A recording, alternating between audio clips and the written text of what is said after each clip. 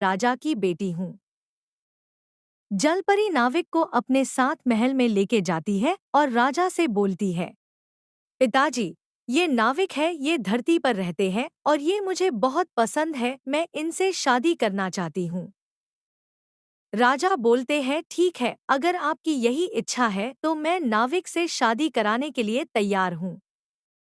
लेकिन एक शर्त है। नाविक राजा की बात सुनकर हैरान हो गया और बोला, क्या शर्त है महाराज? तब राजा बोलते हैं, अगर तुम हमारे महल के मुकुट की हीरा लाकर दो तभी लुना जलपरी की शादी तुमसे होगी, अन्यथा नहीं होगी। नाविक और लुना राजा की बात सुनकर हैरान हो जाते हैं, एक दूसरे की ओर देखते हुए बोलते हैं, ये कैसे संभव है और वो हीरा कहाँ है?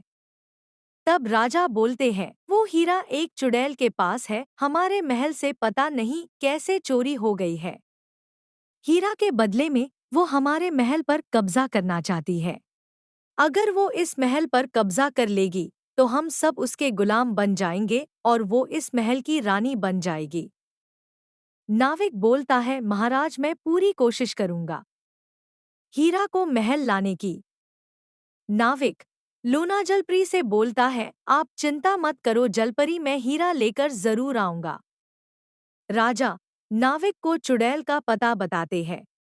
नाविक धीरे धीरे उस चुड़ैल के पास जाता है। चुड़ैल नाविक को देखकर बहुत खुश होती है और बोलती है, आओ आओ, बस तुम्हारी ही कमी थी।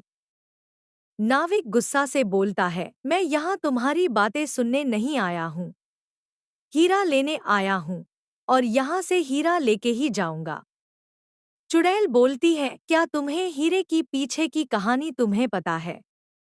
नाविक बोलता है, राजा ने हमसे बोला है कि हीरे महल से पता नहीं कैसे चोरी हो गई। तब चुड़ैल बोलती है, राजा ने तुमसे झूठ बोला है, वो राजा नहीं है वो एक राक्षस और उसकी बेटी लुना, वो एक जलपरी नहीं बल्कि राक्षसी है। उन दोनों ने मेरे साथ छल किया है। जलपरी की रूप मेरी है और वो महल मेरा है, उन लोगों ने मुझसे छीन लिया है और मुझे श्राप देकर मेरा ये हाल कर दिया है। अगर तुम चाहो तो तुम मुझे मुक्ति दिला सकते हो मेरी मदद करके। नाविक उस चुड़ैल का बात मान लेता है और उससे पूछता है, क्या आपका और कोई नहीं है? चुड़ैल बोलती है, नहीं, मेरा और कोई नहीं है, उन सब ने मिलकर मेरे परिवार को मार दिया है। मैं इसलिए बची हूँ क्योंकि